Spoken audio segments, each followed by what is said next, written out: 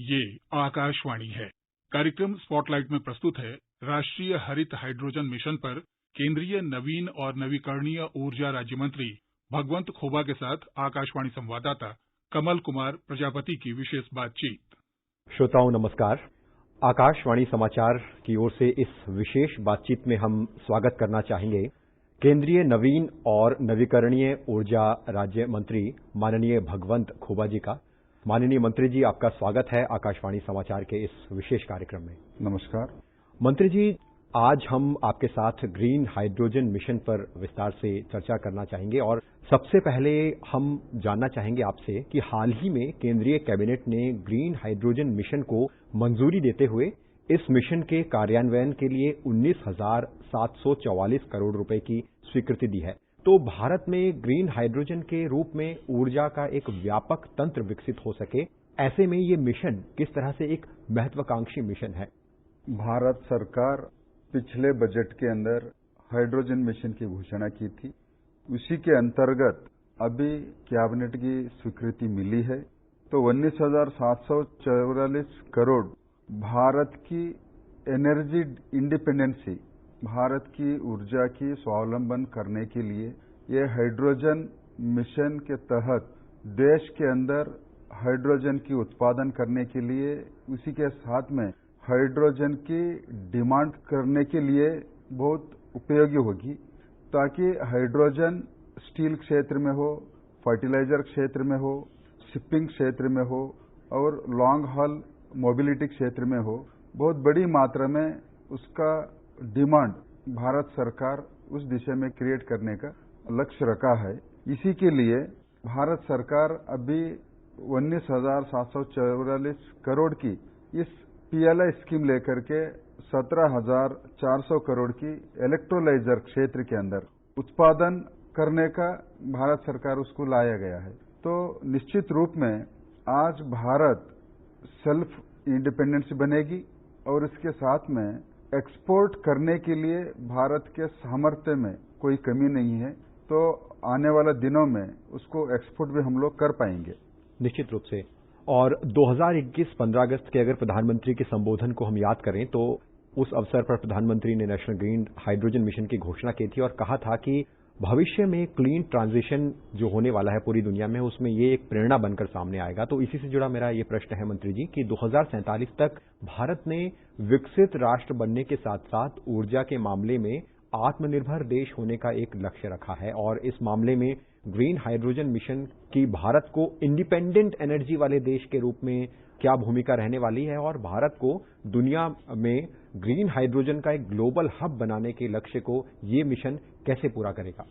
आज भारत करीब $90 बिलियन की एनर्जी इंपोर्ट करती है। तो इसको हम लोग हाइड्रोजन प्रोडक्शन भारत के अंदर करते हुए उसको हम लोग रिप्लेस करना बहुत आवश्यक है। इसी के लिए मोबिलिटी और उद्योग उत्पादन जैसे बड़े क्षेत्र आयात फॉसिल फ्यूल पर प्रमुख रूप से निर्भर है। इस देश के एनर्जी मिक्स में अक्षय ऊर्जा स्रोत का हिस्सेदारी बढ़ाने के संभव बनाने वाली टेक्नोलॉजी को अपनाने और फॉसिल फ्यूल पर लगातार निर्भरता कम करने की जरूरत पड़ेगी। अक्षय ऊर्जा का उपयोग करते हुए उत्पादित ग्रीन हाइड्रोजन में ऐसा कम कार्बन वाले और निर्भरत आर्थिक रास्तों को अपनाने में प्रमुख भूमिका निभाने की क्षमता है। ग्रीन हाइड्रोजन में अनेक रीजन्स, सीजन्स और सेक्टर में स्वदेशी रूप से व्यापक मात्रा में उपलब्ध अक्षय ऊर्जा संशोधनों का उपयोग करने की क्षमता है।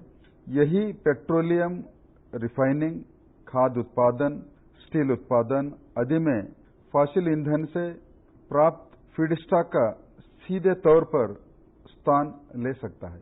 जी मंत्री जी, आपने ग्रीन हाइड्रोजन मिशन के लिए जो इंसेंटिव की योजना है इसके बारे में अभी जिक्र किया था, जिसकी कुल रकम में से 17,400 करोड़ रुपए देश में इलेक्ट्रोलाइजर्स के उत्पादन और ग्रीन हाइड्रोजन के उत्पादन पर दिए जाने वाले हैं, इंसेंटिव पर वहन किए जाएंगे और लक्ष्य है कि 60 से 100 गीगावाट्स इलेक्ट्रोलाइजर की क्षमता को 2030 तक हासिल किया जाए। तो इस फाइनेंशियल इंसेंटिव के बारे में थोड़ा विस्तार से हम जानना चाहेंगे कि कैसे इससे भारत में कॉस्ट ऑफ प्रोडक्शन को कम करने में और ग्रीन हाइड्रोजन की तकनीक को और सुलभ बनाने में मदद मिलने वाली है।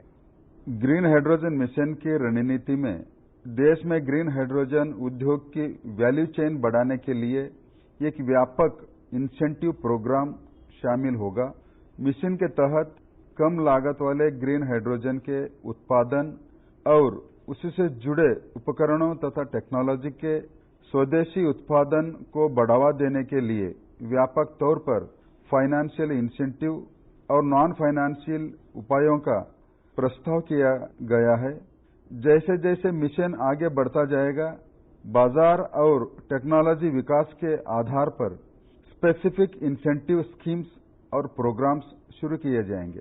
ग्रीन हाइड्रोजन के उत्पादन की लागत में इलेक्ट्रोलाइजरों की लागत और इनपुट अक्षय ऊर्जा की लागत दो प्रमुख कंपोनेंट है।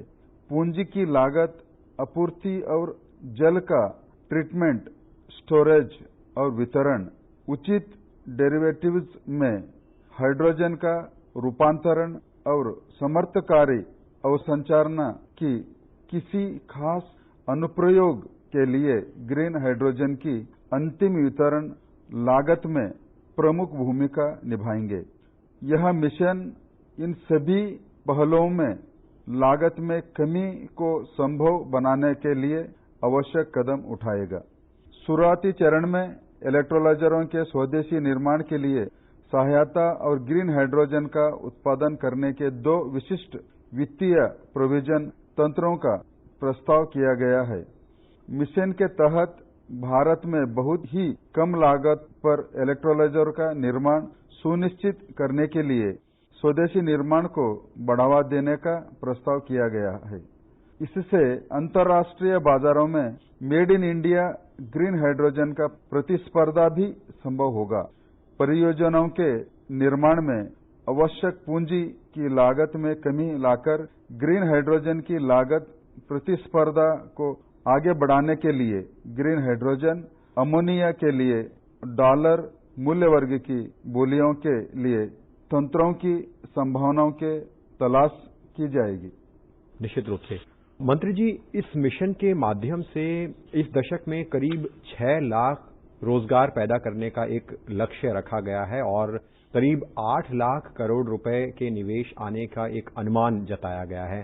तो ग्रीन हाइड्रोजन के क्षेत्र में उद्योग और रोजगार का किस तरह से इससे वातावरण बनेगा और कैसे अब हम ऊर्जा के मामले में स्वदेशी उद्योगों को बढ़ता हुआ देख रहे हैं?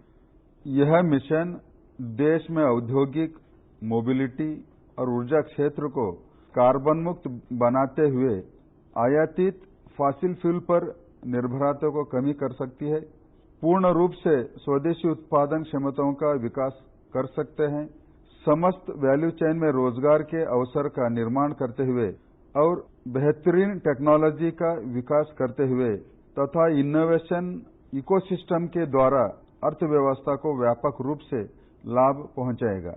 मिशन के कार्यान्वित से देश में ग्रीन हाइड्रोजन के उत्पादन और उपयोग के लिए व्यापक स्तर पर इकोसिस्टम तैयार होने की संभावना है।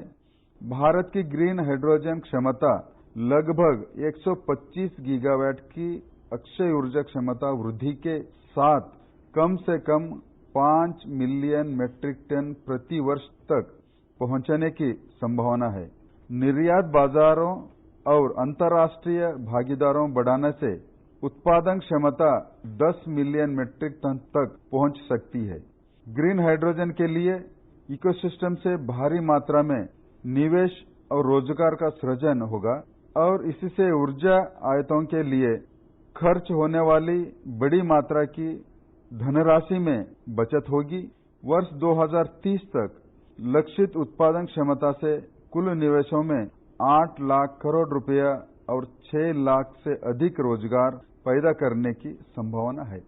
ग्रीन हाइड्रोजन में इनोवेशन और टेक्नोलॉजी के विकास के लिए रिसर्च एंड डेवलपमेंट के लिए क्या योजना बनाई गई है और साथ ही हम ये भी समझना चाहेंगे कि पब्लिक प्राइवेट पार्टनरशिप के साथ रिसर्च एंड डेवलपमेंट को सरकार किस तरह से इस मामले में आगे बढ़ाएगी?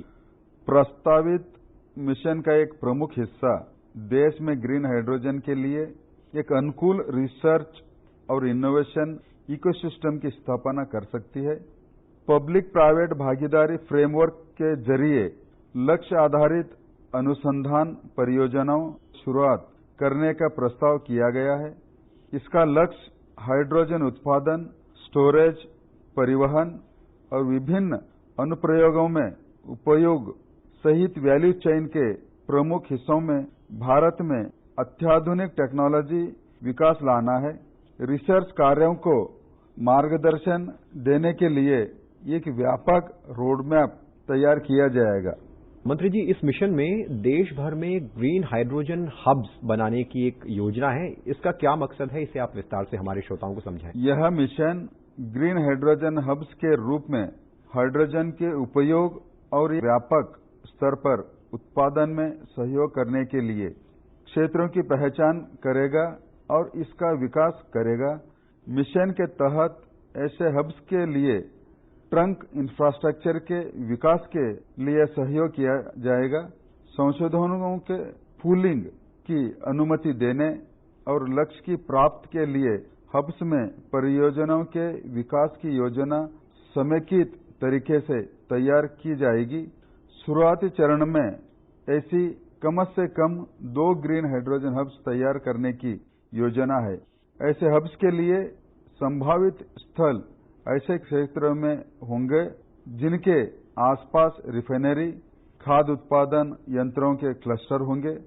ऐसे हब्स में स्टील उत्पादन, मोबिलिटी, बंदरगाह विकास आदि जैसे उभरते अनुप्रयोग में पायलट परियोजनाओं का बढ़ावा दिया जाएगा ताकि वर्तमान इकोसिस्टम का लाभ उठाया जा सके। ऐसी हब्स को जोड़ने वाले कॉरिडोर को पर्याप्त रिफ्यूलिंग इंफ्रास्ट्रक्चर की स्थापना करने के और ऐसी रास्तों पर हाइड्रोजन आपूर्ति व्यवस्था का विकास किया जाएगा। जी मंत्री जी, आखिर में हम क्योंकि ministry of new and renewable energy इस मिशन को लागू करने के लिए एक अधिकृत मंत्रालय है, तो हम आपसे जानना चाहेंगे कि इस मिशन को लागू करने के लिए पॉलिसी फ्रेमवर्क बनाने के लिए और इस मिशन को पूरी तरह से देश भर में संचालित करने के लिए मंत्रालय दूसरे मंत्रालयों, विभागों, संस्थाओं, एजेंसियों और जो दूसरे स्टेक होल्डर्स हैं उनके साथ किस तरह से समन्वय स्थापित करके इस मिशन को लागू करने की तैयारी कर रहा है। मिशन के उद्देश्यों को सफलता से पाने के लिए केंद्र और राज्य सरकारों के सभी संबंधित मंत्रालय, विभाग, एजेंसियां और संस्थान केंद्रित और समन्वित उपाय करेंगे। मिशन गतिविधियों के प्रभाव कार्यान्वित के लिए केंद्र और राज्य सरकारों के विभिन्न मंत्रालयों और विभागों, उद्योगों, स्थापना और अन्य हितधारकों के बीच मजबूत समन्वय की जरूरत होगी। मिशन को सही दशा और दिशा देने के लिए एक लचीली और परिणाम देने वाला शासन व्यापक तैयार की जाएगी। मिशन के कार्यान्वयन को सही दिशा देने के लिए कैबिनेट सचिव की अध्यक्षता में और हितधारक मंत्रालयों तथा विभागों के सचिवों और उद्योग से विशेषज्ञों के वाला एम्पावर्ड ग्रुप की स्थापना की जाएगी। केंद्रीय नवीन और नवीकरणीय ऊर्जा राज्य मंत्री माननीय भगवंत खुबा जी, आपका बहुत बहुत धन्यवाद। आकाशवाणी समाचार के साथ आपने इस विशेष बातचीत में हमारे साथ बहुत सी जानकारियां विस्तार से इस मिशन के बारे में साझा की। धन्यवाद। अभी आप सुन रहे थे राष्ट्रीय हरित हाइड्रोजन मिशन पर केंद्रीय नवीन और नवीकरणीय ऊर्जा राज्य मंत्री भगवंत खुबा के साथ आकाशवाणी संवाददाता कमल कुमार प्रजापति की विशेष बातचीत। ये कार्यक्रम आकाशवाणी के समाचार सेवा प्रभाग द्वारा प्रस्तुत किया गया। इसे आप हमारे mobile app news on AIR और YouTube channel news on AIR official पर भी सुन सकते हैं। इस कार्यक्रम के संबंध में अपनी प्रतिक्रिया आप हमें ईमेल कर सकते हैं। पता है AIRNSDTalks@gmail.com। ये कार्यक्रम फिर से सुनने के लिए लॉग ऑन करें हमारी वेबसाइट newsonair.gov.in।